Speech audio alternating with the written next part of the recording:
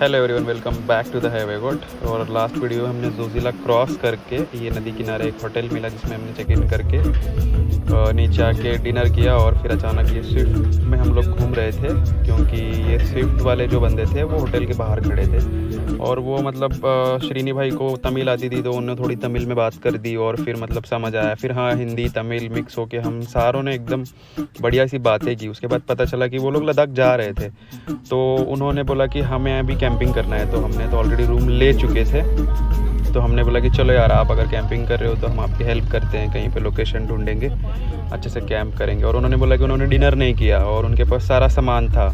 ये टेंट भी उन्होंने नया जस्ट ओपन किया था और उसके बाद उनका पूरा सामान वहीं पे हमने पूरा खोल दिया। पूरा खाने का सामान हो गया, फिर सारा हो गया। और उसके बाद उनके स्विफ्ट में ना बढ़िया साउंड सिस्टम था और उसका भी हमने मज़ा लिया। फिर इनका डिनर हो गया, हमारा तो हो चुका था, इन्होंने डिनर किया। फिर हमने सबने चाय बनाई और फिर मतलब सारे लोग जाके हमने ना मतलब नदी किनारे से लकड़ियाँ वकड़ियाँ ढूंढ के ला के फिर हमने बॉनफायर किया। मतलब फिर गाने डांस वगैरह सब चलता ही था हमारा। और 4 बज रहे थे, हमें पता नहीं टाइम का। फिर फाइनली हमने पैकअप कर दिया, भाई लोगों ने टेंट लगा दिया। हमने तो ऑलरेडी रूम ले रखा था, तो हम चले गए अपने रूम पे और भाई लोगों ने लगाया टेंट। और उनका भी टेंट गड़बड़ आ गया था, सुबह में पता चला उन्होंने उल्टा टेंट लगाया था। And then good morning from Sonmarg. And Sonmarg में हम सुबह उठे, रूम का नज़ारा देखा, मस्त व्यू था।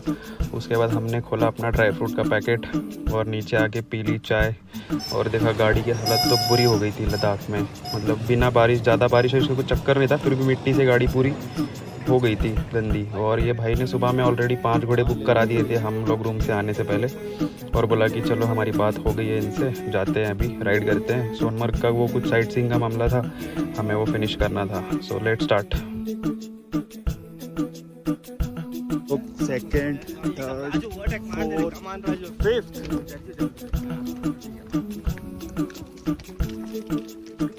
और ये हमारे फोटोग्राफर।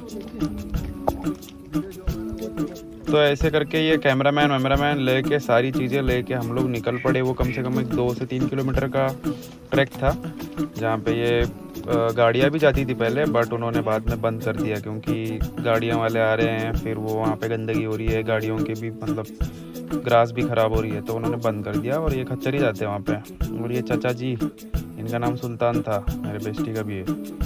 और फिर इन्होंने हमें लेके गया।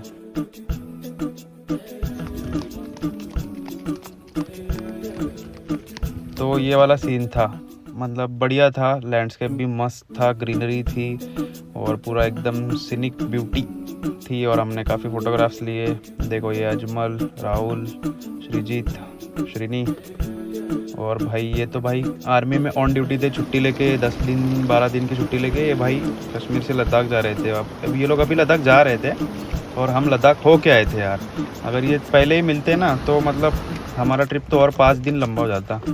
और फिर हम वहाँ से पूरा वो एक्सप्लोर करने के बाद, घूमने फिरने के बाद में कम से कम यहाँ हमने 3 से 4 घंटे बिताए। और ये फ्रेश एप्पल खाते हुए हमारी रिटर्न जर्नी शुरू हो गई टू हमारे पार्किंग लॉट में।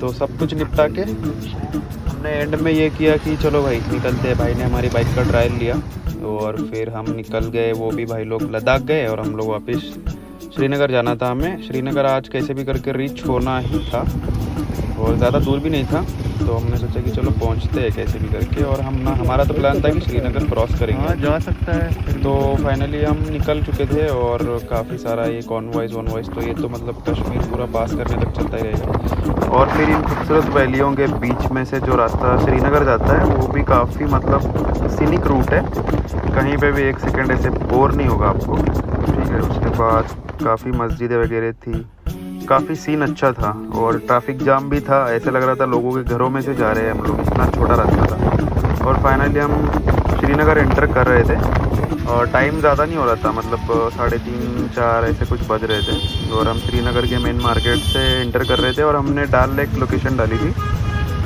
लोकेशन क्या मतलब पूछते ही जा रहे थे, हमारा नेटवर्क एक हफ्ते से नेटवर्क नहीं था, पोस्टपेड सिम यहाँ पे चलते हैं, प्रीपेड चलते ही नहीं है। एक हफ्ता हो गया था मुझे तो कम से कम यहाँ पे नेटवर्क नहीं था मेरा। पठानकोट जाने के बाद नेटवर्क आएगा करके बोला था उन्होंने। और ये था श्रीनगर का मेन लोकेशन, मेन मार्केट। और इस मार्केट से गुजरते हुए हम डाल लेक पहुँच रहे थे और फिर डाल लेक फाइनली आ ही गया। और उसके बाद डाल लेक के हमने पीक पे गया और मतलब जहाँ पे सब लोग फ़ोटोज़ खिंचाते और मतलब जो मेन लोकेशन है, और वहाँ पे हमने जाके फ़ोटोग्राफ्स किए। फाइनली वहाँ उसको हमने टाटा बाय बाय करके इसको बाय करके हम आ गए। अभी ये है NH44 तो श्रीनगर टू, ये तो पंजाब जा रहा था सीधे पठानकोट। तो ये देखो रास्ते पे हर जगह पुलिस मिलिट्री और ये वहाँ की CM भी जा रहे थे, इनके लिए ट्रैफिक रोक रखा था, ट्रैफिक जाम भी हो रखा था। और फाइनली हम मतलब इवनिंग का एक चाय का स्टॉप लेने के लिए रुके तो उन्होंने बताया कि भाई अब बारिश चालू होगी, यहाँ पे आप फुल जाम लगेगा और आप परेशान हो जाओगे, आप रुक जाओ करके उन्होंने वहीं पे रिक्वेस्ट किया हमारे घर पे रुक जाओ। हमने बोला नहीं सर हमको निकलना है आगे।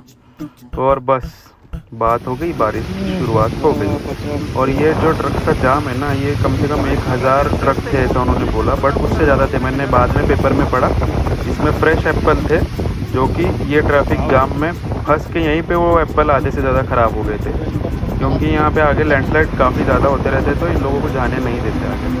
और ये काजीगुंड टनल करके एक टनल आता है जो कि मतलब वो भी थोड़ा बॉर्डर टाइप ही है। तो हमने सोचा कि इस बॉर्डर पे आ ही गए हैं, तो बारिश भी चल रहा है, हमने किया एक होम स्टे जहाँ पे हमने अपना डिनर खुद बनाया। और फिर वो जिसका होम स्टे था वो हमारे साथ ही उन्होंने उनका डिनर किया, उनकी फैमिली के साथ हम सब लोगों ने साथ डिनर किया। एंड देन हम लोग आराम से यहाँ पे सो गए। काफ़ी अच्छा बंदा था वो, काफ़ी नेचर उनका बहुत बढ़िया था, बहुत अच्छा लगा इनके स्टे पे रुक के। Stay tune.